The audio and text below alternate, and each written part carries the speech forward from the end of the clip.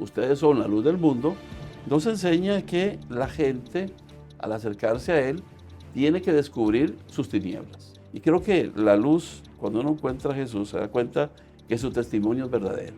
A veces uno invierte mucho tiempo en alguna ovejita, en una crisis, y lo abandona. Debemos tener la esperanza de que un día sí va a ocurrir. ¿Usted cree que va a ocurrir una resurrección física de todos los seres humanos? El camino es la vida, o sea, el camino es la existencia. No es una carretera, no es una pista, el Proceso. camino es el proceso en el cual uno está.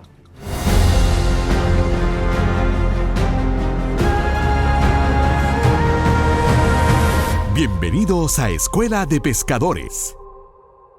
Bendiciones, qué alegría poder compartir en el día de hoy. Soy el pastor Díaz Padón y me siento feliz, como de costumbre, de estar con ustedes cada semana en esta Escuela de Pescadores. Cuando dimos inicio a Escuela de Pescadores, teníamos una visión clara en nuestra mente: edificar, bendecir, ayudar a nuestra gente en todo lo que fuese posible.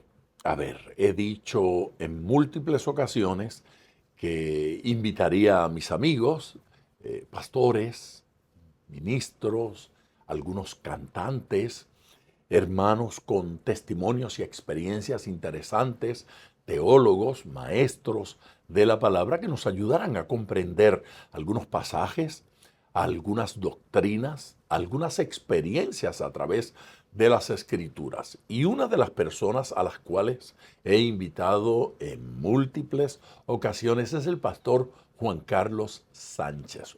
Hoy está con nosotros nuevamente y nos ocupa un tema conocido, popular. Se habla de el gran yo soy, se habla de los yo sois de Jesús en las Escrituras y lo que quiso decir con lo que dijo, con la declaración que hizo. ¿Quién no conoce eso de yo soy la puerta, o yo soy el camino, o yo soy la verdad? Pero ¿qué estaba diciendo Jesucristo realmente en ese instante? Es exactamente lo que nosotros interpretamos, entendemos o nos imaginamos, o hay algo más detrás de esos versículos que debemos entender. Hoy con nosotros Juan Carlos Sánchez es el director de una emblemática radioemisora en la República de Costa Rica, en el país amado centroamericano, Costa Rica. Él participa en programas de televisión a través de la cadena Enlace. Allí lo vemos respondiendo a preguntas y a interrogantes de la gente. Es profesor de seminario teológico y pastor de una iglesia ahí en la zona cercana a la capital de Costa Rica. Lo cierto es que nuestro amigo está con nosotros y tiene un mensaje que compartir con nosotros en el día de hoy. Pastor Juan Carlos Sánchez, qué alegría tenerle en casa nuevamente. Bueno, para mí, pastor, de verdad, muchas gracias. Y poder compartir ese tema con los hermanos. Siempre que está con nosotros, nuestra gente se alegra. El equipo de trabajo aquí está feliz de tenerle, de recibirle. Obviamente la iglesia local igualmente está feliz, yo también. Muchas gracias, Sí. pastor, de verdad. Gracias por aceptar nuestra invitación.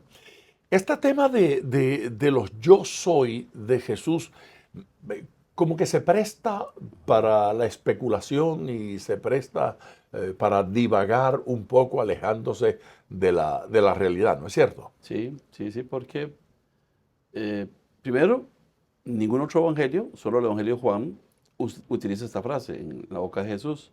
Yo soy, y lo asocia con 7 específicas identificaciones.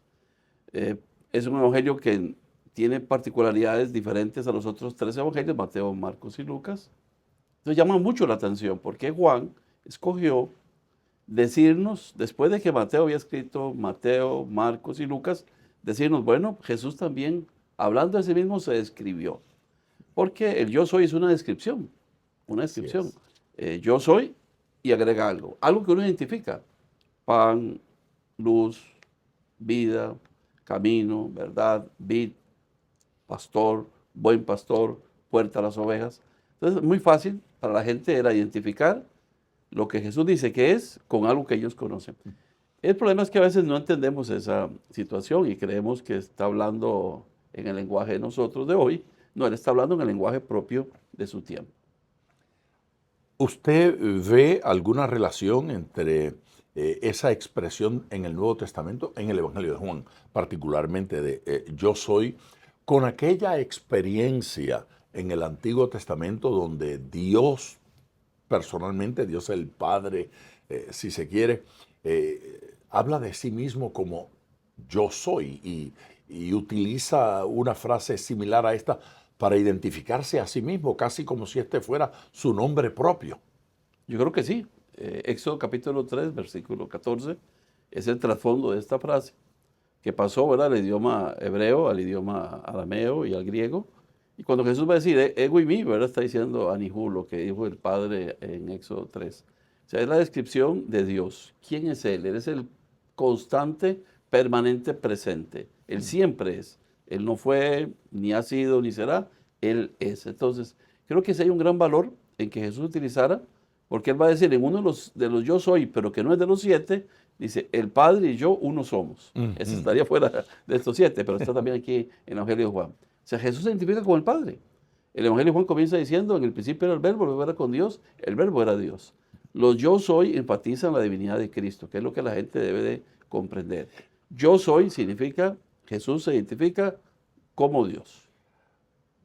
Así es que en esa declaración, de alguna forma nos está comunicando, el Padre y yo somos uno. Debe entender el cristiano al leer estos versículos que Jesús está en efecto confesando que Él es Dios. Es testimonio de su divinidad. Correcto. En el capítulo 6 del Evangelio de Juan, el versículo 35, Jesús les dijo, yo soy el pan de vida. El que a mí viene nunca tendrá hambre. Y el que en mí cree no tendrá sed jamás. En este caso es el pan de vida. ¿Cuál es el mensaje en particular allí? El contexto es claro. En el capítulo 6, los primeros versículos, Jesús había alimentado a una multitud milagrosamente. 5,000 hombres. La multiplicación. Sí, sin contar mujeres y niños, comieron, quedaron satisfechos y hasta sobró. Y eso cuesta, ¿verdad? Que sobre. Pero sobró en este caso. El asunto es que les gustó. Teniendo poco. Ah, sí, tenían. Es un milagro. Un milagro de multiplicación con pocos panes de un muchacho, 5 panes de cebada, que era el pan, digamos, popular, barato, y 2 pececillos, ni siquiera dice tipo de pez que era. Y de ahí todos comieron. Entonces, el alimento esencial en la vida de los judíos es el pan. Entonces, el pan es lo más prioritario que usted ve todos los días. Las mujeres trabajan haciendo pan todos los días y los hombres lo comemos todos los días. Así que es parte de la naturaleza diaria de la vida. El pan no es un elemento distinto. Hay comidas que son de vez en cuando para días o especiales. No, el pan es alimento diario. Entonces Jesús estaban con hambre, les dio de comer, pero dice la Biblia que la multitud lo siguió y andaba detrás de él en otros lugares. Y Jesús les dice, ustedes me siguen no por la palabra que les he dado, sino porque les di de comer. Es cuando él les da esta enseñanza. Yo soy el pan. O sea, no me sigan a mí por lo que les doy, y les doy mucho. A mí me ha dado mucho el Señor, no puedo dudarlo. Seguro. Pero yo tengo que seguirlo por lo que Él es, por lo que Él me dice, por lo que Él me enseña. Eso es lo que a veces nos cuesta a nosotros, ¿verdad? Nos gusta que nos dé el pan y nos dé los peces, pero no nos gusta lo que nos dice. De hecho, en este capítulo 6 está claro que la gente obviamente se molestó con Jesús, porque dicen que unos decían, ese es el profeta, otros decían, lo quieren hacer rey. Dice que cuando Jesús supo eso, se fue, y siempre lo siguieron, y les dio esta enseñanza. Y ellos creían que Dios le había dado el pan del cielo a los judíos a través del maná, y no es verdad. Dice, no, Moisés no les dio a ustedes el pan del cielo, yo soy el pan del cielo. Porque Moisés les dio a ustedes el maná, que es una comida de la tierra, es un hojaldre que se comía, desayuno igual durante 40 años, desayunaron siempre lo mismo. Pero Jesús dice, yo les traigo a ustedes mi palabra, que es la vida que ustedes ocupan. Yo comí pan hoy, Dios mediante comeré pan mañana. O sea, el pan me va a dar energía, pero no me dura todo el día. En cambio, la palabra que me da Jesús a mí, que me dio hace el día que yo lo conocí, me sigue hoy en día siendo suficiente. Mm.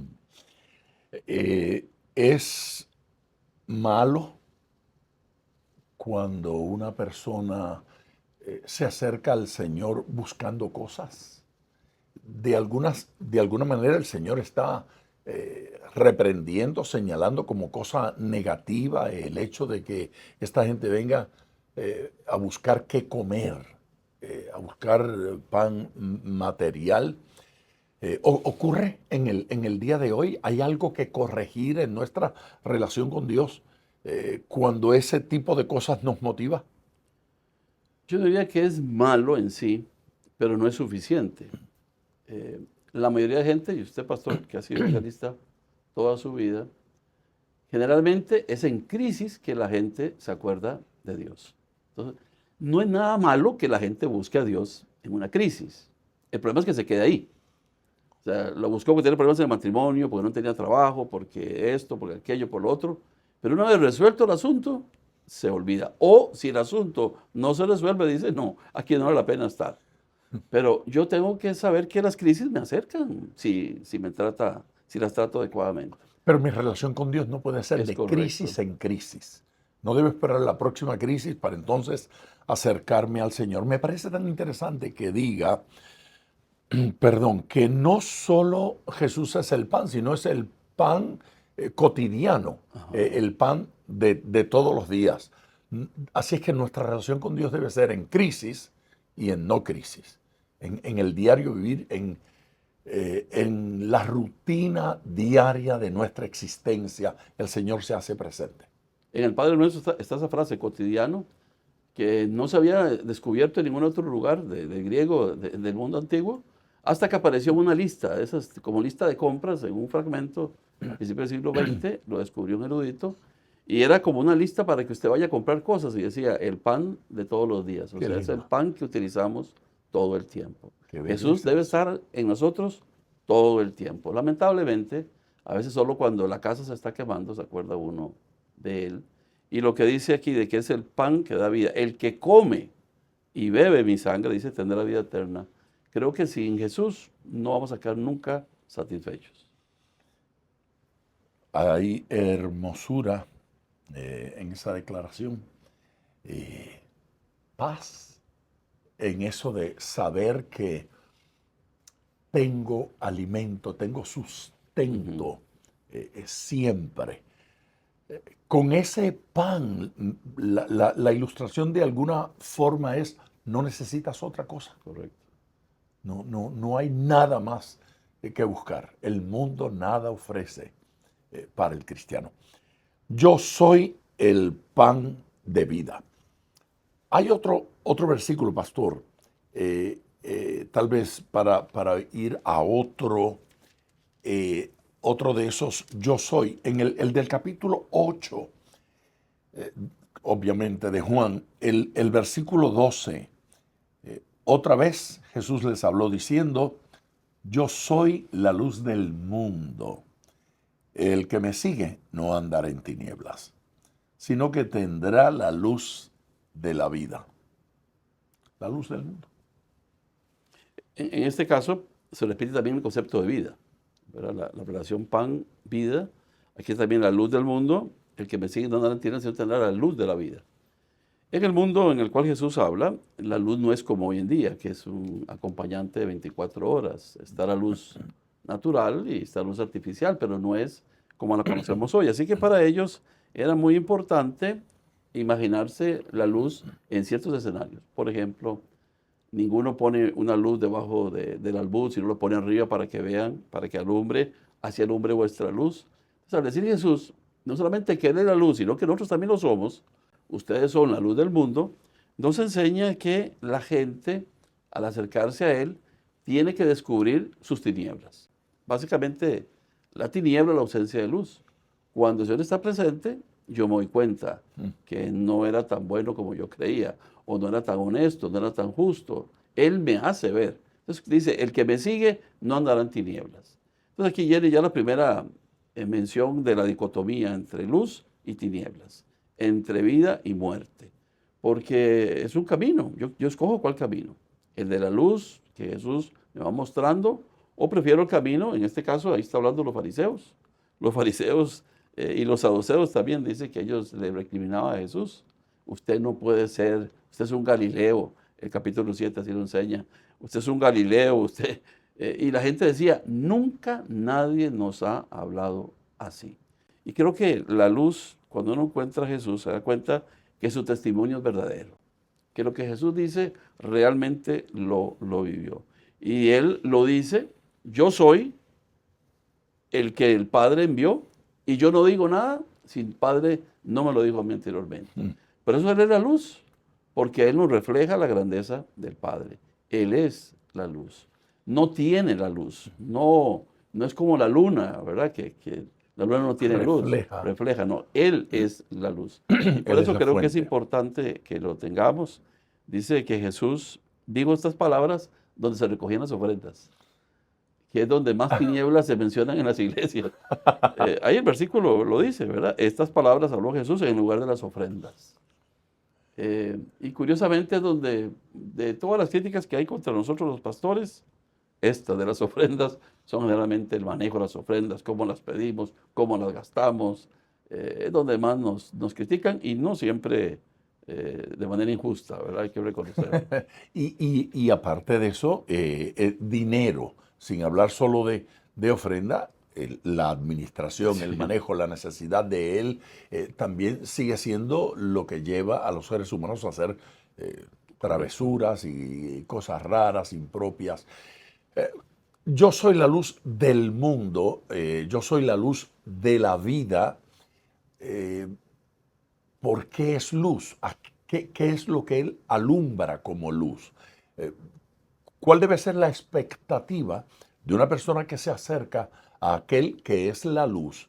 ¿Qué es lo que quiere ver? ¿Qué es lo que debe ver? ¿Qué es lo que Dios nos está alumbrando? Alumbra, según dice la Biblia, en nuestro entendimiento para que veamos lo que realmente somos. Nos descubrimos a nosotros. Correcto. Ahí vemos nuestras debilidades, nuestras posibilidades. En el orden de la creación, el primer día creó la luz, ¿verdad? Sea la luz y fue la luz. Es necesario primero ver. El salmista decía, en tu luz veremos la luz. O sea, ocupamos la luz de Él. A la ciudad que resplandecía, a la ciudad que estaba en tinieblas, luz resplandeció sobre ella. Entonces, creo que la luz es el elemento que nos ayuda a entender nuestra fragilidad, pero también la posibilidad que hay en Él. La posibilidad. En Él dice, el que habita en luz inaccesible. El Señor es luz, yo puedo tener entendimiento de quién soy, me veo a través de Él. Juan el Bautista dice, el Evangelio de Juan al principio, yo no soy la luz, yo doy testimonio de la luz. Entonces yo sí creo que hay que tener claro que la luz nos permite ver la realidad. Y yo no gano nada engañándome a mí mismo, haciéndome pasar por lo que no soy. La luz todo lo manifiesta, dijo Jesús. A nosotros y a nuestro entorno. Correcto. ¿Usted diría que quien conoce a Jesús como la luz aprende a vivir? Sí, aprende a vivir porque la luz impide esconder, la tiniebla esconde, la luz revela. Entonces yo revelo lo que soy o lo que debería ser. En tantos años de convertido ya uno se da cuenta de que no es lo que era, pero todavía le falta más para alcanzar. Sí. Y yo sí creo que hay que luchar constantemente con la religiosidad que encubre las apariencias, ¿verdad? Es la religiosidad que es cosmética, es aquí me he hecho algo para que no se me vea, pero ahí sigue estando, ¿verdad? Solamente que está cubierto. La luz descubre, no cubre. Y ahí es donde tenemos que trabajar, que la gente sea descubierta como lo que es. Es lo que dice que es lo que dice que hace y es lo que dice que será. O sea, yo tengo que ser una persona translúcida, para usar aquí la palabra. Muy bien. Y en este contexto, por ejemplo, de dinero, nos hace entender el lugar verdadero que debe ocupar Correcto. el dinero para lo que sirve. Voy a tener un mejor entendimiento de de esa realidad y de qué recursos están a mi disposición.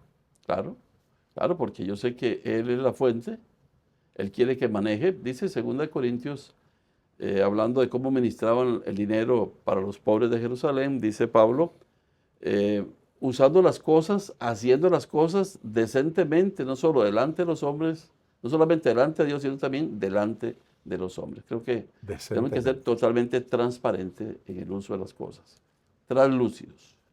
Amén. Capítulo 10, pastor. Seguimos en el Evangelio de Juan, no vamos a salir de allí. El versículo es el 11. Yo soy el buen pastor. El buen pastor su vida da por las ovejas. A ver, trabajemos con esta imagen. Yo soy el buen pastor. Si hay buen pastor, hay mal pastor o Correcto. malos pastores. ¿Qué debo pensar? ¿Qué imagen debe provocarme buen pastor en este contexto? El contexto del capítulo 10, hay una alegoría que dice la Biblia de un redil con unas ovejas y que los que entran o han entrado a tomar posesión de estas ovejas, ladrones y salteadores son. Es decir, no son las personas que hacen la tarea como se espera. Cuando Dios escoge la figura de la oveja, escoge el animal perfecto, un animal poco brillante, ¿verdad? Un animal que requiere auxilio, llevarlo a tomar el agua, llevarlo a los pastos, porque tiene un montón de limitaciones. Y por eso la figura del pastor en Israel aparece desde los tiempos inmemoriales, ¿verdad? Aparece cuidando los rebaños, pero las ovejas las conoce hasta por nombre. Habla de, no es como un producto que usted tiene unos meses y lo deja, no. Usted con esa oveja trabaja, la trasquila y la cuida años y años y años. Pero usted acaba de decir que es la imagen perfecta. Y Sí. todo lo que dijo era feo de la oveja. La oveja perfecta, esta es perfecto ejemplo de quién es, de nosotros. Sí, correcto. De nosotros, usted nos está describiendo feo. Bueno, como es, como es. La verdad, O sea, en realidad, espiritualmente hablando, somos No- dependientes. no se 100%. espera que nosotros nos santifiquemos a nosotros No. mismos. No se espera que nos salvemos. No. No se espera mucho de nosotros. ¿Cuál es esa relación de pastor oveja? El problema que menciona es de que han habido salteadores, han habido merodeadores, han entrado y las ovejas le han puesto atención. Pero él No no es logran de esa naturaleza. discernir. No logran. La oveja no logra discernir eso. Así que depende de esa acción del pastor. Por eso tiene que decir que no es un pastor como la mayoría. Y ese es el gran asunto. Wow. David, el pastor, David fue pastor, es cierto, Moisés fue pastor, pero en el periodo ya de los tiempos de Jesús, el pastor tenía una pésima reputación, el pastor de ovejas, por las obvias condiciones de trabajo, ¿verdad? Horarios, tocaba animales muertos, inmundos, y en estar llevando a las ovejas a comer, van pasando por terrenos que tal vez no son los de él, entonces come el zacate de otra persona, No, el agua de otra no eran persona. muy íntegros tampoco. No, y también se robaban otras ovejas de otros lugares. Entonces, los fariseos tenían prohibido comprarle algo a un pastor de ovejas, porque tenía una mala reputación. Pero lo curioso es que Jesús, cuando nace, el Padre escogió a los únicos que le avisó el día exacto de su nacimiento y que estuvieron el día en que él nació, fueron pastores Pastores. de ovejas en Belén. Porque el pastor sigue siendo la imagen más hermosa del Padre. El Salmo 23. Y lo vil del mundo escogió Dios. Es correcto. Lo- Ellos lo eran mal lo vistos, pero para el menospreciado. Padre era lo más una tarea que Él hace. Nos cuida. El pastor va adelante, las ovejas van detrás. El pastor lo llama por nombre. Anda su zurrón, anda su vara, su callado, para llamar la atención, para proteger, para defender. Y le agrega el calificativo bueno. O sea, si no hubiera malos, no hubiera puesto que bueno. Que es bueno. No sería necesario. Pero al decir, yo soy el buen pastor, es porque ellos tenían una mala percepción de los pastores en general. Hoy seguimos viviendo la misma experiencia. Hay pastores que parecería no están realizando el trabajo que se esperaba de ellos. Un día como hoy, por ejemplo, yo llego a un lugar, ahí me identifica un cristiano, me saluda y la historia que me cuenta es un escándalo. Es un escándalo donde está involucrado una figura pastoral. Sin embargo, Jesús no huye de eso. Jesús no dice, yo no soy pastor. Dice, no, yo soy pastor, pero soy de otra naturaleza. Sí. Yo soy el buen pastor. ¿Cuál es el mensaje al líder ahora? Ya no simplemente a la oveja, pero a aquellos que debemos acompañar a Jesús, al pastor, a los pastores asistentes, esos que deben trabajar con él. ¿Cuál es el mensaje aquí? Según 1 Pedro capítulo 5, el dueño del rebaño es el Señor, ¿verdad? Yo nada más soy el pastor que trabajo para el dueño, ¿verdad? Lo asisto en este Sí, trabajo. pero Estoy bajo sus las ovejas no órdenes. son mías, No yo son. las puedo amar. Yo recomiendo a los pastores, ya uno con los años, ¿verdad? Sí, hay que amar las ovejas, pero también hay que distanciarse de ellas en el sentido de que son libres. A veces uno invierte mucho tiempo en alguna ovejita, en una crisis, y lo abandona. Lo abandona, siente que tiene que ir a otro lugar, y eso al pastor le duele a uno. Los primeros años yo recuerdo experiencias un poco dramáticas, ¿verdad? De dolor. Ya después desarrolla uno anticuerpos. Callos. Sí, anticuerpos. Pero yo sí creo que hay que recordar siempre que las ovejas son del Señor. Él pagó por ellas, las compró con su sangre. Y yo tengo una tarea que hacer y tengo que hacerla bien hecha. Algún día voy a dar cuentas.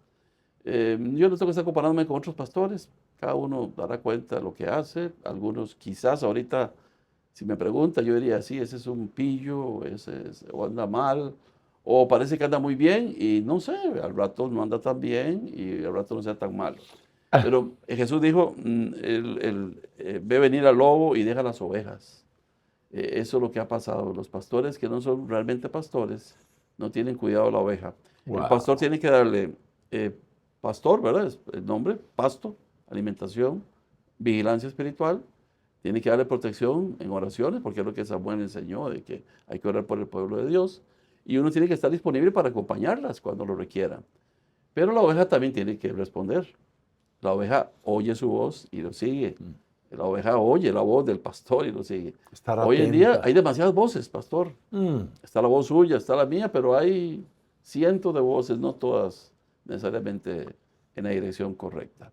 Entonces hay que enseñar también a las ovejas la responsabilidad que tienen para con el buen pastor y para con el pastor que tiene en la iglesia local. En mi iglesia se dice, Juan Carlos es mi pastor, todo me faltará. Todo me faltará. No, nuestro pastor es el Señor. Sí. Él es mi pastor, Jehová mi pastor. Y yo soy el pastor de la congregación que se reúne en el lugar. Pero nuestra dirección directa con el Padre Celestial. Me pareció que el primer señalamiento que hizo lo hizo, se le sentía fuerza en la entonación cuando le estaba diciendo, las ovejas no son nuestras, no son de los pastores. El énfasis que percibí del lado acá de la mesa, en eso me llamó la atención. Son del Señor, no son mías. Si se van, de todos modos, no eran mías. Si deciden ir a otro redil, por llamarlo de alguna forma, no son mías. Claro que duele siempre. Claro. Duele. Hay momentos en que los pastores nos entusiasmamos y casi nos ilusionamos con ciertas cosas y espera uno, no sé, he sembrado aquí, debo estar cosechando ya para el año que viene un líder, un ministro, algo, y de pronto no ocurre. Pero son del Señor. Son del Señor. Son de Dios. Capítulo 11, pastor. Versículo 25. Seguimos en el Evangelio según Juan. Estamos conversando con el pastor Juan Carlos Sánchez, de seguro usted tendrá algún comentario que hacer, hágalo. Ahí está, en la parte inferior, los comentarios. Usted puede entrar allí, decir algo acerca de lo que estamos diciendo. A lo mejor usted tiene una historia que contar, algo, una experiencia que compartir con nosotros. Hágalo ahora, comparta, comente, diga, pregunte. Con mucho gusto vamos a responder a lo que podamos.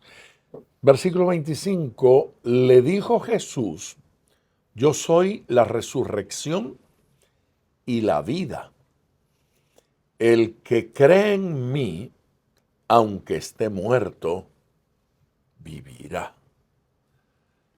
¿Cuál es la imagen, pastor? La historia es de Lázaro.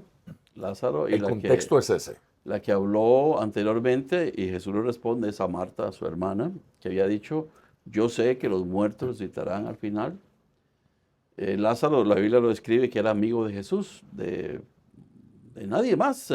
La Biblia dice eso, ¿verdad? Solo de Lázaro, que era su amigo.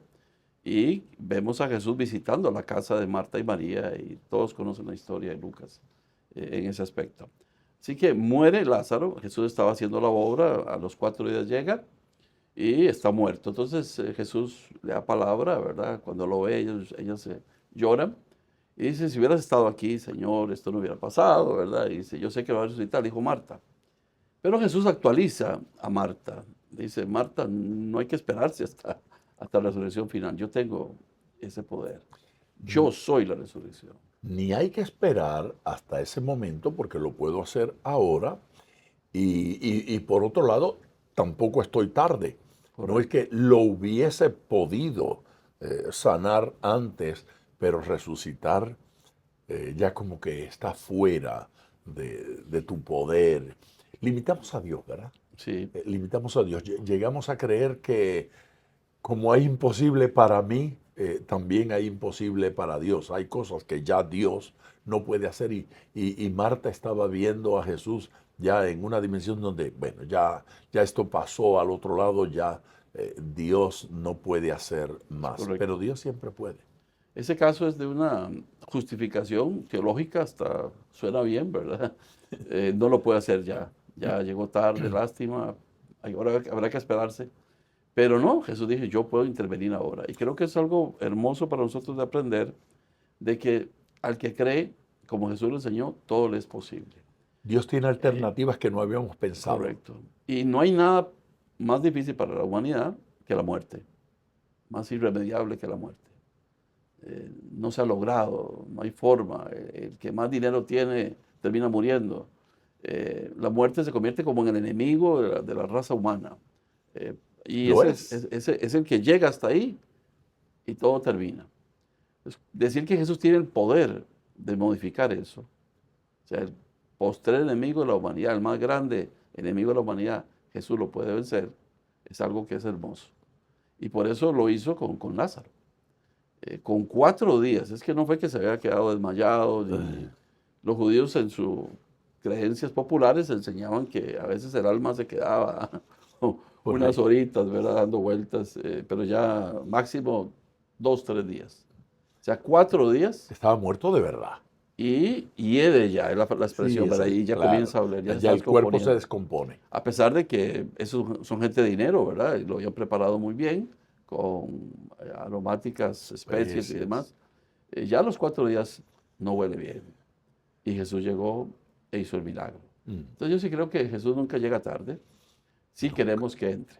Dale. O sea, nunca es tarde. Si alguien dice, lo intenté. Pastor, una de las cosas que a mí más me impactó en los años del seminario es haber escuchado a una misionera, que ella era misionera cuando nos contó el testimonio, pero ella decía que había escuchado la voz de Dios para llamado a la misión a eso de los 20, 19 años. Pero ella estaba en otras cosas y respondió como hasta los 39 años, Ya. o sea, 20 años después. Y nos decía a nosotros, no desperdicien la vida. Cuando Dios los llama a conversión, a la obra, al servicio, digan sí. No saben todo, pero digan sí, porque ella decía, porque yo perdí 20 años de mi vida. Ah, Y tenía razón, o sea, no los perdió de manera absoluta, hizo lo que pensaba, ¿verdad? Una familia y lo que ella tenía en su mente, pero dejó de servirle eficazmente al Señor 20 años. 20 años. Uno nunca puede negarse al Señor.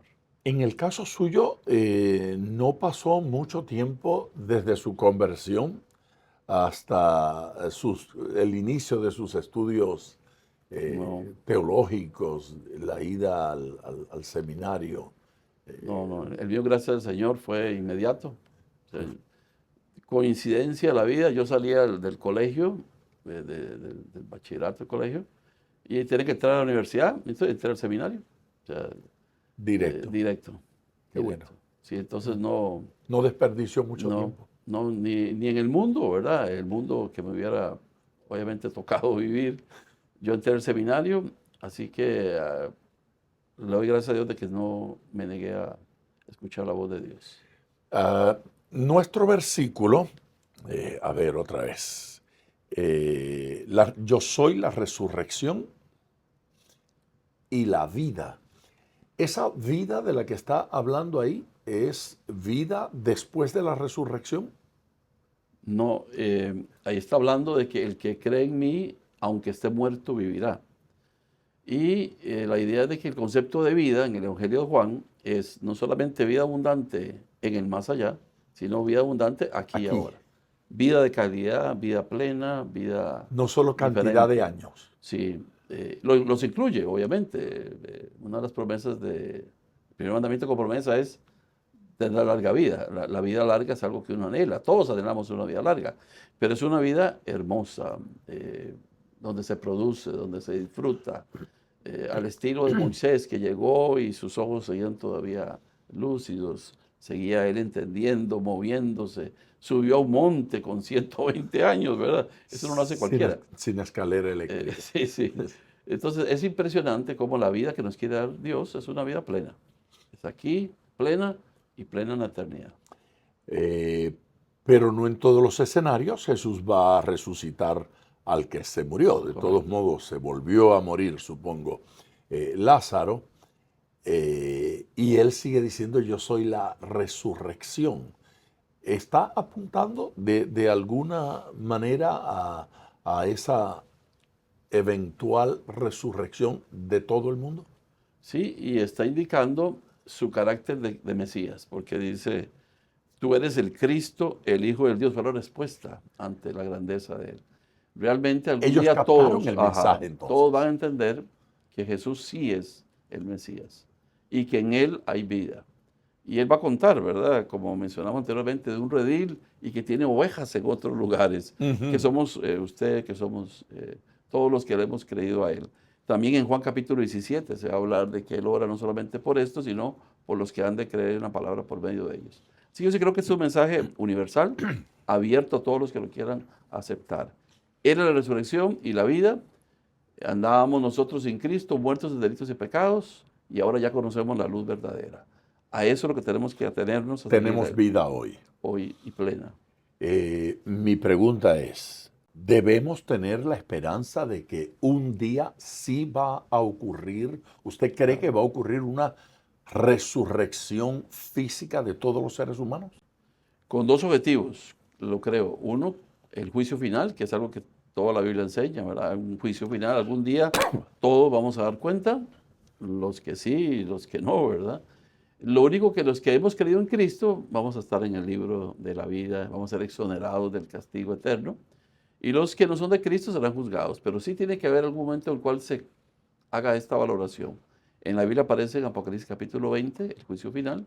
Y creo que es una realidad. Jesús dijo en Hechos 17, bueno, Pablo dijo, que Dios ha pasado por alto los tiempos de la ignorancia, pero ahora determinó un día en el cual juzgará al mundo por medio de Jesucristo, el juez justo. Y creo que eso es lo que apunta. Algún día todos vamos a dar cuenta y resucitaremos para vida eterna en una nueva escenario que se llama la Nueva Jerusalén, que desciende del cielo, la morada eterna donde va a estar el Señor y el Padre. ¿Y usted entiende que ese juicio eterno es un determinado momento donde literalmente se va a presentar los seres humanos, los unos y los otros, delante de Dios? Sí. Y solo que los creyentes ya vamos a estar sabiendo cuál es Correcto, nuestro destino.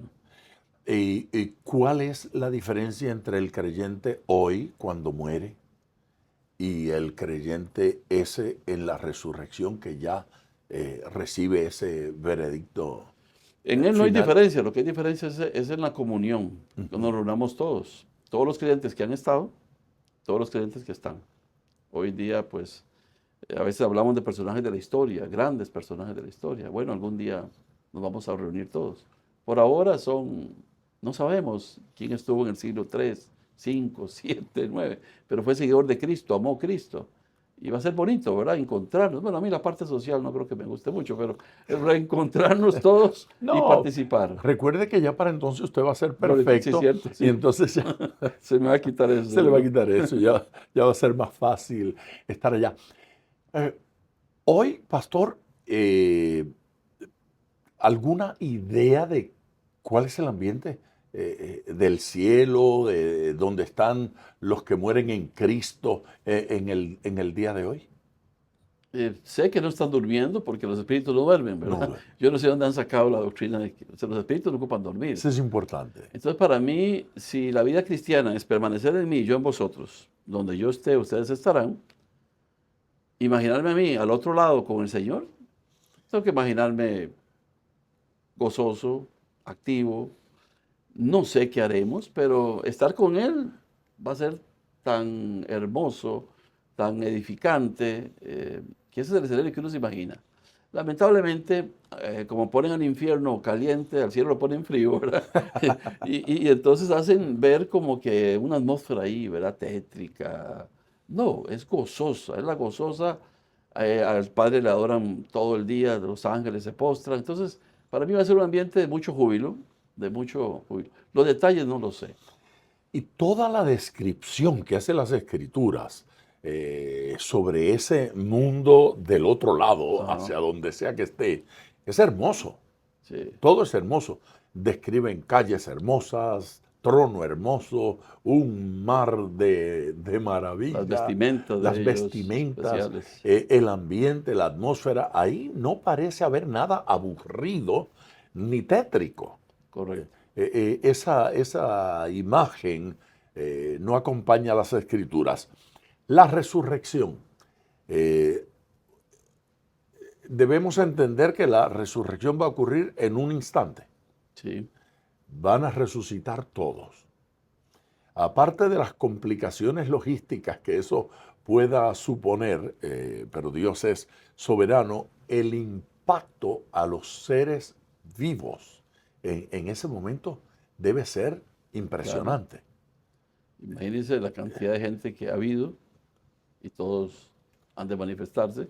Millones. Y más los que hay, que son millones de millones. Entonces, creo que va a ser una atmósfera elocuente, que uno va a sentir algo distinto y sobre todo cuando vea el trono imponente del que está sentado allí. Yo me imagino al Padre y al Hijo. El Espíritu Santo siempre está en todo, pero la figura de la Biblia, ¿verdad? Que es un gran trono blanco y todos dando cuenta delante del Señor. De buena gana me quedaría en esta conversación, pero tengo otro versículo que quiero que veamos. En el capítulo 14 de Juan, el versículo 6, Jesús le dijo, yo soy el camino y la verdad y la vida. Nadie viene al Padre sino por mí. Conocido, ¿verdad? Sí. Muy, muy popular. Yo soy el camino, la verdad y la vida. Vamos a eso. Es uno de los más citados textos, ¿verdad? Porque tiene 3 elementos, a diferencia de los otros que hemos hablado, que a veces mencionan 1 o 2 pares. Aquí hay un solo, un trío. Yo soy el camino, yo soy la verdad y yo soy la vida. Jesús está en los discursos preparativos de su salida. Yo me voy donde el Padre, en la casa de mi Padre muchas moradas hay, voy a preparar lugar para ustedes. Pero Jesús está en esos discursos de salida, ¿verdad? Ya preparando a la gente. Tomás, Felipe están por ahí, le hacen preguntas. Jesús, pobrecito, ¿verdad? Los ha preparado y parece que no entienden ellos, a pesar de estar. ¿Cómo pues podemos saber para dónde vas si ni siquiera sabemos el camino? Entonces, Jesús le dice, yo soy el camino. Y me parece que camino Era la palabra odos, significa no solamente es el lugar por donde yo paso, el camino es la vida, o sea, el camino es la existencia. No es una carretera, no es una pista, el Proceso. camino es el proceso en el cual uno está. Y uno pasa por etapas en ese proceso. Como por un camino, hay lugares donde hay poca gente, nada de gente, hay pistas bien, mal, etc. Jesús al decir que eres el camino, la verdad y la vida, relaciona el proceso de la vida con los elementos que traen vida, la verdad y la vida, y con la verdad. El concepto de verdad aquí es algo que es confiable, verificable, algo que es real, algo que es honesto. Es lo contrario de algo que es falso, engañoso. Esta silla es verdadera porque me sostiene, ¿verdad? O sea, si no fuera verdadera, yo caería. Está hecha para lo que fue, soportar bastantes libras de peso. Pero Jesús dice, yo soy el camino, la verdad y la vida. Está diciendo, yo soy un camino cierto, confiable, verdadero. En todo el proceso los voy a acompañar. Voy a la casa de mi padre, voy a prepararles morada. Jesús se va a ausentar, pero nos dejó un camino para seguir. Según dice Pedro, Él nos ha dejado pisadas para que sigamos sus huellas. Sí, yo creo que Jesús nos dejó un camino para seguir. No una estación. Una estación, ahí nos quedaríamos. Es un camino. Yo tengo que seguir, seguir y seguir. En el patio de nuestra casa, ahí, de la casa de la iglesia, hay un rosal, unas rosas muy lindas. Allá donde usted Sí, pastorea. yo no las cuido, pero ahí están. Solo las Las cuida, disfruta yo nada viendo. más las veo. Pero hay épocas del año donde eso parece un matorral, ¿verdad? O sea, lo que uno ve es un montón de nada. O sea, ramitas ahí, Espinosas. espinosos, sí. Pero en alguna época del año se ve precioso, un montón de Flores, rosas. rosas. Lindo, hermoso. Es la misma planta, solo que en una temporada distinta. Yo creo que todos los seres humanos somos así. Estamos en un proceso, a veces se nos ven mucho las espinas, a veces nos ven las flores bellas, pero es parte del proceso de la vida. No siempre es igual.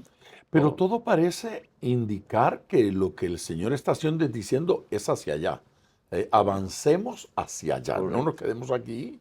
No nos conformemos con ser bejucos espinosos. Sí, esa es una Avancemos. etapa. No, no es cierto. Eh, Algunas posturas teológicas, no sé si las malinterpreto Ajá. yo, pero algunas personas parecerían estar diciendo la conversión es el todo de esto y se acabó. Allí es asunto de conviértase y hemos terminado.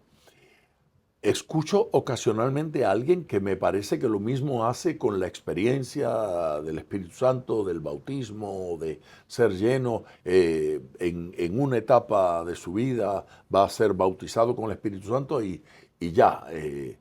Si algunos carismas se manifiestan, parecería que todo se alcanzó, todo se logró. Tal vez otros grupos hacen lo mismo con un momento de la experiencia de la santidad donde parecerían estar diciendo, cuando menos así me suena, ¿verdad? Parecerían estar diciendo que por alguna razón, que no siempre la entiendo, tal vez de consagración, de dedicación, de entrega o de lo que sea, de aceptación, ocurre un fenómeno extraordinario donde quedan santificados, una experiencia de santidad y demás. Pero usted está hablando todo el tiempo de proceso, no de un instante en el que de forma poderosa y extraordinaria todo queda resuelto. Correcto. Cuando en esta misma historia Jesús les dijo eso de la declaración, Felipe le dice, Señor, muéstranos al Padre y nos basta. Basta.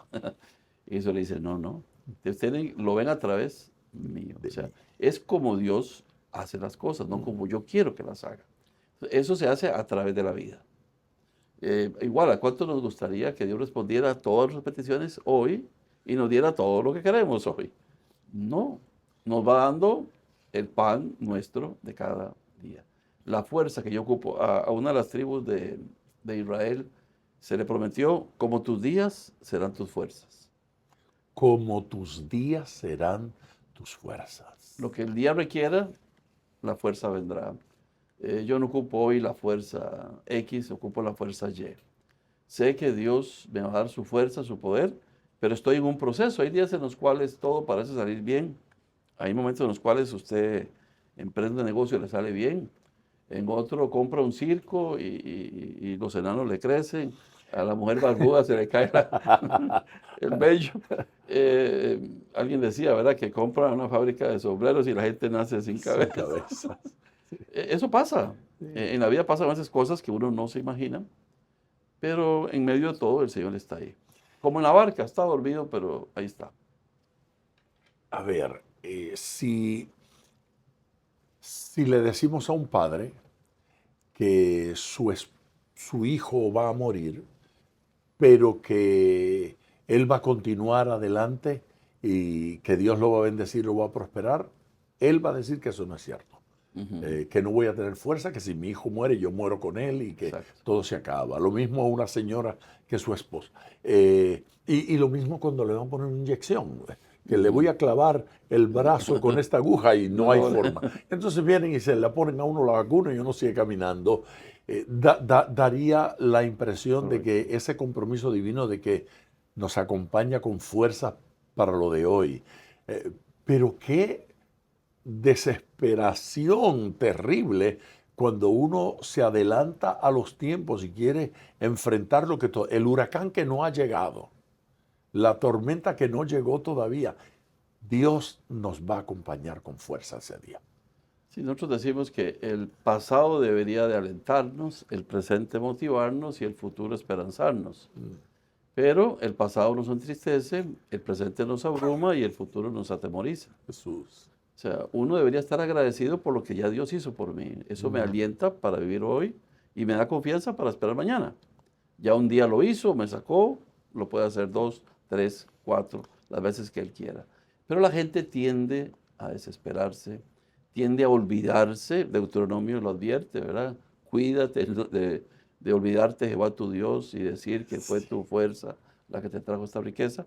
Yo creo que uno en la vida tiene que aprender a que, como dijeron aquellos muchachos, si el Señor nos libra, nos puede librar. Y si no nos libra, no nos vamos a postrar delante de ti. Creo que uno debe ser persona de decisiones. El que pone la mano en el arado y vuelve hacia atrás no es apto. Así que yo pongo la mano en el arado, voy para adelante y acepto que el Señor me indique de otra manera, seguiré haciendo lo que hago hasta hoy y hasta el fin. Pero a veces queremos tal vez esa voz audible del Señor. Yo lo digo y me creen, por dicha, de que yo nunca he escuchado la voz de Dios así audible. Yo, cuando leo su palabra, siento que Él me habla y he sentido... ¿Conoce mucha gente que ha escuchado la voz audible, así como que aquí en el... Sí, bueno, muchos están en el psiquiátrico, pero, o sea, creyentes, dice usted, que ellos dicen y que sea verdad, son dos cosas distintas. Distintas. Pero para ellos tal vez sí es verdad, o sea, pero no lo que les dice no es verdad para mí. O sea, no es conmigo el asunto. O sea, el tema, pastor, es que, digamos, cuando yo escucho a alguien de forma tan relajada como quien dice, dame un café con leche, Sí. dice, venía en el auto y oí, el carro se estremecía y sentía yo que entonces la vida del individuo sigue igual, aquí no ha pasado nada, sigue siendo la misma persona. Yo digo, es casi un desperdicio de revelación porque uno ve en la Biblia que a Saulo de Tarso le ocurre eso, le ocurrió y ya nunca volvió a ser el mismo. El Saulo que uno ve unos días más tarde está entregado al Señor, está buscando, está queriendo ser discipulado, está creciendo, descubrió una nueva cosa y consagra su vida a Dios totalmente. Cambio. Entonces, cuando no se produce cambio, cuando no se produce efecto, yo tengo que decir, será verdad. ¿Será verdad que están viviendo esa experiencia? Sí, me gustaría mucho vivir esa experiencia. No sé si la aguante, yo pienso que me muero si lo escucho. Hemos visto 6 de esos yo soy, todavía nos falta uno. El séptimo está en el capítulo 15, Ajá. el versículo 5. Se lo leo, pastor. Por favor. Yo soy la vid, vosotros los pámpanos. El que permanece en mí y yo en él, éste lleva fruto, porque separados de mí nada podéis hacer.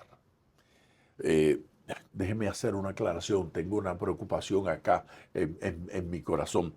No es que yo no crea que alguien puede tener una experiencia como la de Pablo. Yo creo que sí. Yo creo que hay gente que está teniendo esas experiencias.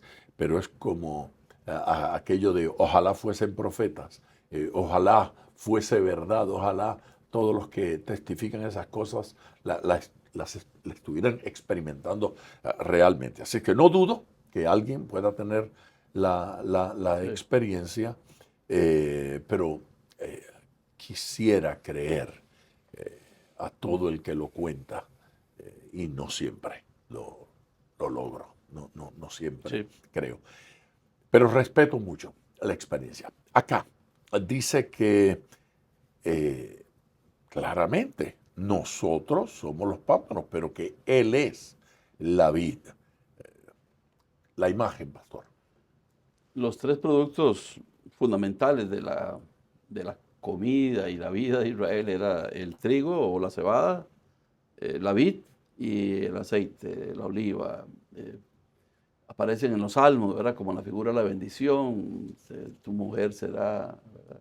Como vid de tus hijos. O sea, para ellos la figura de la vid es una figura conocida. En Isaías aparece comparando Israel con la vid, una vid frondosa. Entonces, para ellos sí, la vid es algo que les acompaña. A mí no. Hasta hoy. Sí, yo sí la vid la desconozco, pastor. En mi contexto no No se conocemos. siembra Sí. eso, no. Me pasa como con las ovejas, igual no tenemos ejemplos de rebaños. Igual caso. Han ido creciendo en algunos lugares, pero en zonas, pero para uno es desconocido. En este Pero caso, para la ellos vid, era para ellos era rutinario. de todos los días, y no de alguna gente, de todo el mundo. Y las tres Estaba, cosas, trigo, ajá. olivas y ovejas. Ellos manejan, Y en ese caso, ellos manejan bien vi- la vid. La vid me parece que es una hermosa figura, porque la vid produce fruto. No solamente está ahí, sino que está ahí por un tiempo, da un fruto y es un fruto agradable. Para ellos el vino útil. los acompañaba todo el día. También se podía hacer la pasa, ¿verdad? Se comía también el pellejito fruto que de llama uno, la ¿verdad? piel. Todo, ¿verdad? Ellos se comían absolutamente de toda la vida. Y ya cuando no quedaba la vid, la usaban como leña, ¿verdad? Así que era útil en todos los aspectos. Es un proceso, ¿verdad?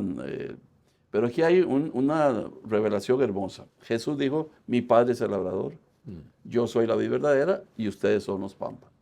Entonces el pámpano vendría a ser esa parte que está anexa a la rama y que un pámpano no tiene autonomía. Un pámpano si no está pegado en la rama no va a vivir. Entonces aquí Jesús termina su ciclo de yo soy diciendo esto. Separados de mí, nada podéis hacer. Pero yo no sé por qué la gente intenta todavía vivir sin Jesús. Desconectados. Sí. Tal vez se conectaron un tiempo y ahora quieren desconectarse. No se puede. Separado de mí, nada podéis hacer. Jesús lo dijo, fue enfático, fue categórico, no lo puso en duda. Dice, la vid necesita ser limpiada, podada, hay que estar quitándole cosas para que dé más fruto. Y en relación con esto menciona la palabra fruto en 5 ocasiones, diciendo, os he puesto para que llevéis fruto, más fruto, mucho fruto, y vuestro fruto permanezca. O sea, Jesús relaciona la vida cristiana con productividad. Yo tengo que dar fruto, el fruto del Espíritu Santo, por ejemplo. Amor, gozo, paz, paciencia, benignidad, bondad, fe, mansedumbre, templanza. No solamente del fruto cúltico, es que yo no, igual como usted decía esa aclaración, yo no es que esté en contra de la parte litúrgica y cúltica, la necesitamos, es parte, pero no es el fin. El fin es lo que hago yo, no en la hora del culto, 2 horas del culto, las 22 horas restantes y los otros días que no voy a la iglesia. O sea, yo tengo que dar fruto permanente, todo el tiempo pegado en la vid, no solo a la hora de llegar a la iglesia. Yo estoy pegado a la vid siempre. Y eso me hace nutrirme de Él, que Él me revise a ver qué me quiere quitar.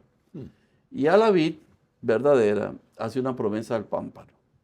No me elegisteis vosotros a mí, sino que yo os elegí a vosotros. Ahí lo dice, ¿verdad? En versículo 16, y os he puesto para que vayáis y llevéis fruto. El pámpano se reproduce. Eso tampoco lo uno mucho en la iglesia, pastor. Los hermanos, no sé, ya no están compartiendo tanto su fe como antes, si antes lo hacían, ¿verdad? Pero uno tiene que estar compartiendo su fe.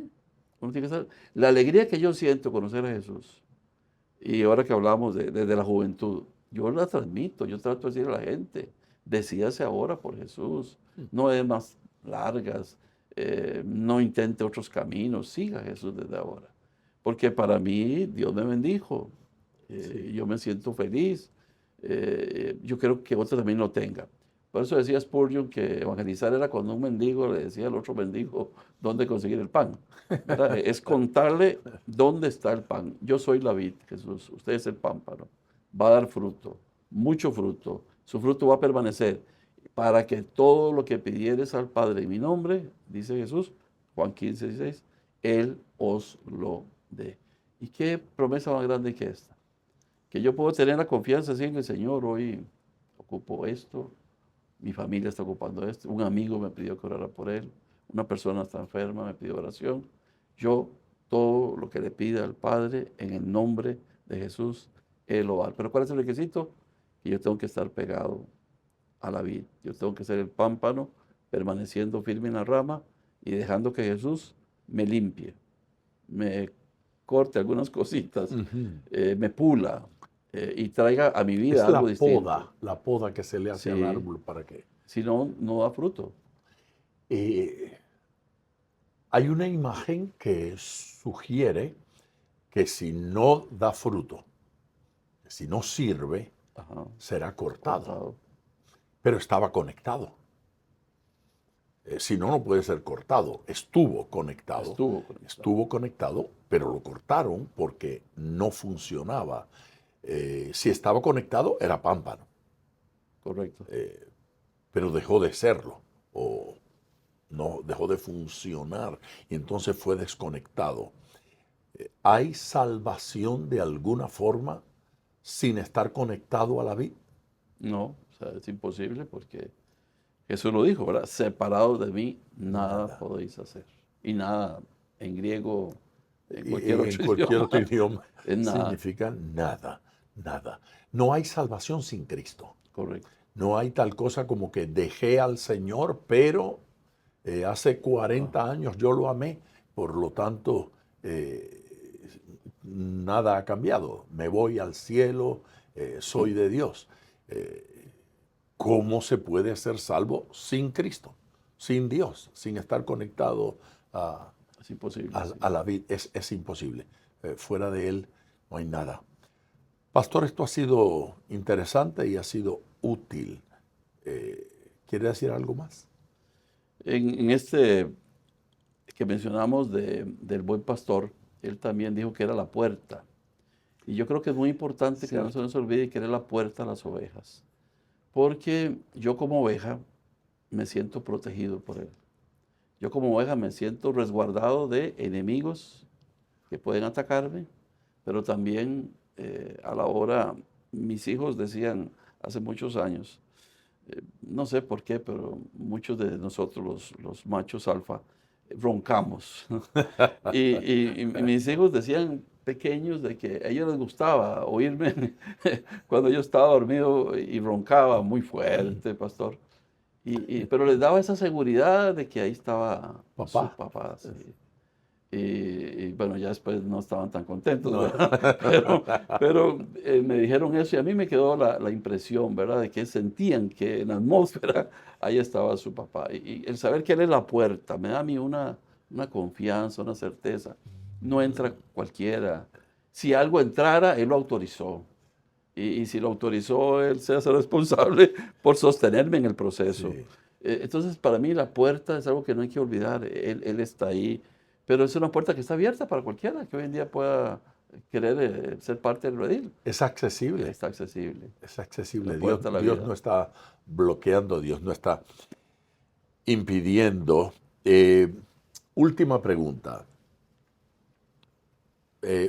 Hablamos de dar fruto Ujú. y dar fruto más abundantemente. ¿Hay algún ejercicio, algo que tengo que hacer para pasar de dar fruto a dar abundante fruto? ¿En algo tengo que participar yo como Yo diría que creyente? uno tiene que dejarse procesar, Permitir. permitir que el Señor lo pode, lo limpie. Uno tiene que reconocer áreas de la vida donde tal vez no estaba tan bien como yo pensaba y de repente el Señor me hace ver, mire, necesito más intimidad, más oración o más generosidad. Hay personas que son avaras, hay personas que son groseras, hay personas que son impertinentes o son irresponsables. Tal vez Dios pide más trabajo de mí, pide más esfuerzo, más comunión con Él. O sea, Debo poner en sí, práctica lo que aprendo. sí, mucho o poco, ponerlo por obra es lo más Por importante. obra.